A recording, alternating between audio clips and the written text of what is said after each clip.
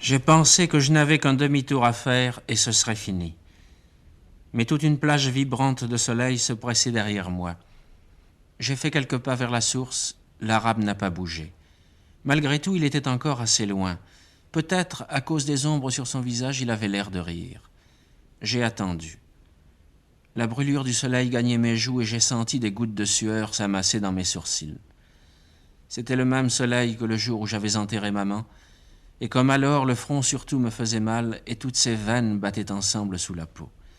À cause de cette brûlure que je ne pouvais plus supporter, j'ai fait un mouvement en avant. Je savais que c'était stupide, que je ne me débarrasserais pas du soleil en me déplaçant d'un pas, mais j'ai fait un pas, un seul pas en avant. Et cette fois, sans se soulever, l'arabe a tiré son couteau qu'il m'a présenté dans le soleil. La lumière a giclé sur l'acier, et c'était comme une longue lame étincelante qui m'atteignait au front. Au même instant, la sueur amassée dans mes sourcils a coulé d'un coup sur les paupières et les a recouvertes d'un voile tiède et épais. Mes yeux étaient aveuglés derrière ce rideau de larmes et de sel.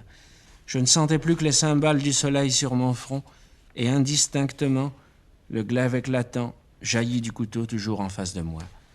Cette épée brûlante rongeait mes cils et fouillait mes yeux douloureux. C'est alors que tout a vacillé. La mer a charrié un souffle épais et ardent. Il m'a semblé que le ciel s'ouvrait sur toute son étendue pour laisser pleuvoir du feu. Tout mon être s'est tendu et j'ai crispé ma main sur le revolver. La gâchette a cédé.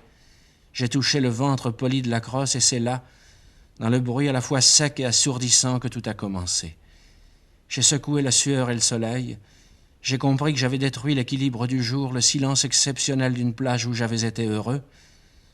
Alors j'ai tiré encore 4 fois sur un corps inerte où les balles s'enfonçaient sans qu'il y parût. Et c'était comme 4 coups brefs que je frappais sur la porte du malheur.